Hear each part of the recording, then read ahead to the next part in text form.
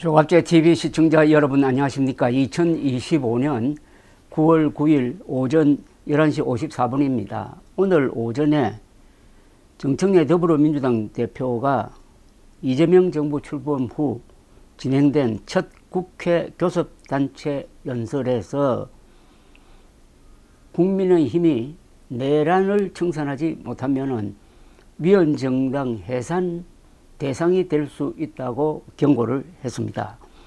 정 대표는 국민의힘을 향해서 언제까지 내란당의 오명을 끌어안고 사시려느냐, 이번에 내란 세력과 단절하지 못하면 위헌정당 해산 심판의 대상이 될지도 모른다, 명심하라고 했습니다. 이재명 대통령, 정청래 대표 그리고 장동혁 국민의힘 대표는 어제 같이 만나서 아주 화기애애한 사진을 연출했지만은 정치 현장으로 돌아오니까 이렇게 아주 강경한 말이 나오기 시작했습니다. 정 대표는 오늘 오전 10시부터 진행된 국회 교섭단체 연설에서 우리의 헌법 전문은 민주주의를 피눈물로 쟁취한 기록이라면서 헌법 전문을 읽었습니다. 그러면서 우리 헌법은 국민들의 피눈물을 먹고 자랐다. 우리 헌법이 독재자의 국회 해산권을 금지한 덕분에 우리는 지난 내란의 밤을 끝내 이겨낼 수 있었다고 했습니다. 제6공화국 헌법에서 대통령의 국회 해산권을 삭제를 했습니다. 제5공화국 헌법에는 국회 해산권이 있었습니다.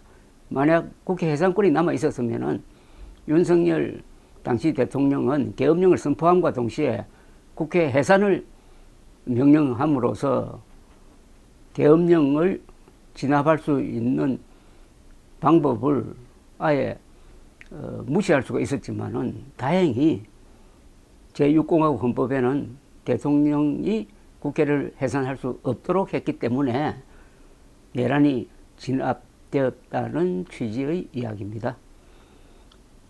정청래 대표는 내란 청산은 정치 보복이 아니다. 내란 청산은 권력을 사유화하고 분단을 악용하고 정의의 가면 뒤에서 저질렀던 악행을 청산하자는 것이다. 내란 청산은 권력 다툼이 아니다. 국민의 삶을 외면하던 부정부패를 청산하자는 것이다. 내란 청산은 진보와 보수의 문제가 아니다. 내란 청산은 우리 곁에서 우리를 괴롭히는 과거와 결별하는 일이다. 내란 청산은 오늘을 살아가는 우리의 시대정신이라고 했습니다. 이어서 청산되지 못한 과거는 급기야 보수의 비상계엄 내란을 부추기고 극우와 손잡게 하고 있다고 했습니다. 그는 오히려 완전한 내란 청산은 보수가 진정한 보수를 회복하고 도덕적으로 부활하는 계기가 될 것이다.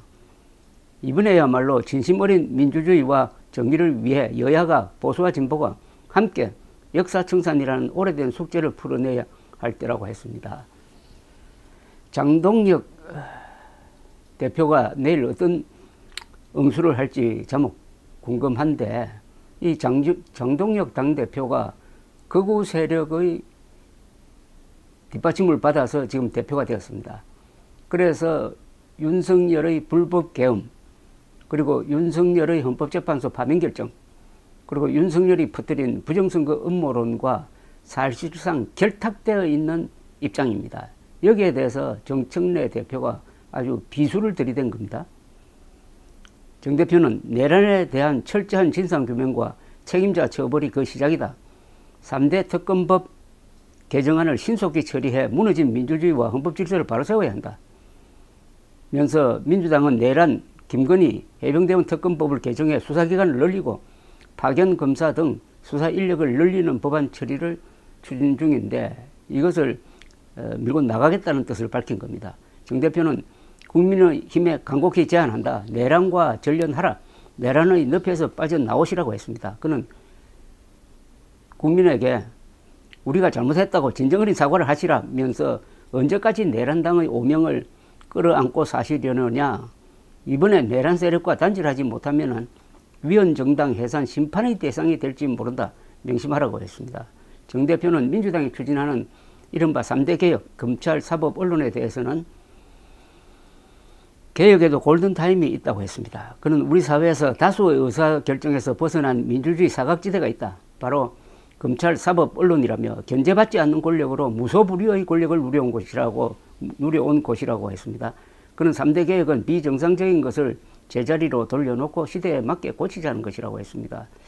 검사, 판사, 기자들이 무소불위의 권력을 누려왔다면은 민주당 그리고 민주당 출신 국회의원은 여기에 해당되지 않습니까?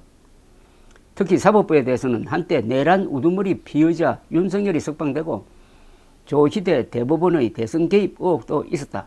한덕수 국무총리에 대한 영장은 기각됐다.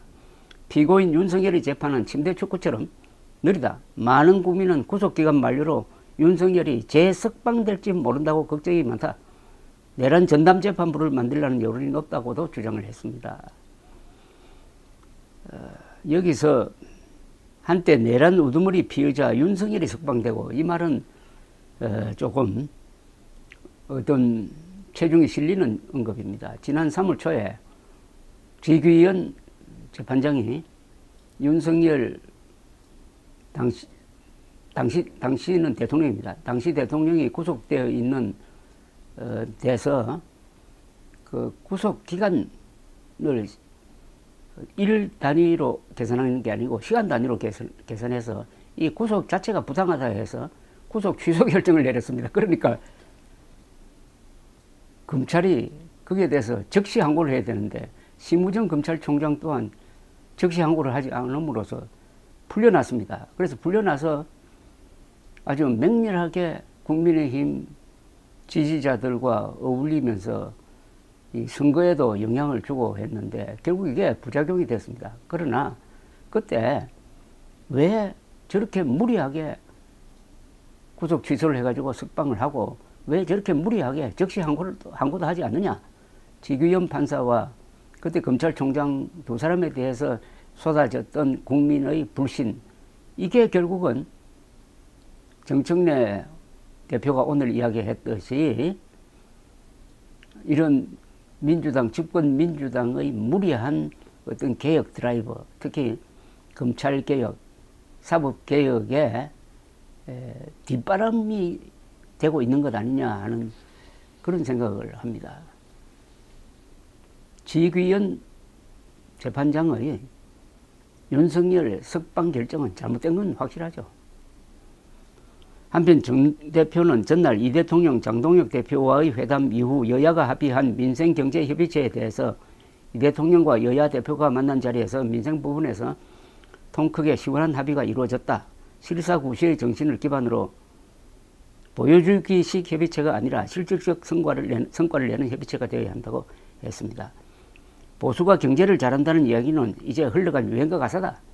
우리 경제를 제대로 되살리기 위해 이재명 정부의 성장 정책에 민주당은 모든 당력을 집중하겠다고 했습니다. 말은 좋지만은 이런 식으로 무리한 수사 개혁 드라이브를 걸면은, 그리고 반기업적 입법을 하면은 결국 경제는 기업인과 자영업자들이 살리는 겁니다.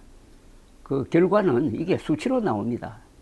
오늘 정 대표의 이 발언이 1년 뒤에 어떻게 평가될지 보시면 알 것입니다. 오늘 정 대표의 연설을 통해서 민주당의 전략이 이렇게 선명하게 드러났습니다. 끝까지 내란 정당으로 몰고 끝까지 국민의힘을 압박함으로써 전국의 주도권을 절대로 놓치지 않고 그걸 이용해 가지고 지금 자신들이 바라던 이른바 개혁을 해 가지고 자신들이 바라는 이른바 민주 세상을 만들겠다는 것인데, 그렇게 할 때 견제가 있어야 됩니다. 견제가 있어야 과속을 막을 수가 있습니다. 브레이크 역할을 해야 될 국민의힘은 사실상 무력화되었고, 국민의힘과 윤석열을 맹목적으로 지지했던 보수 세력 또한 괴멸 상태입니다. 이게 바로 이재명, 정청래 민주당으로 표현되는 이 집권 세력의 가장 큰 약점이라는 것을 알아야 됩니다.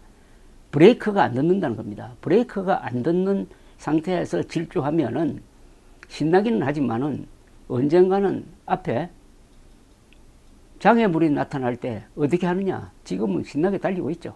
감사합니다.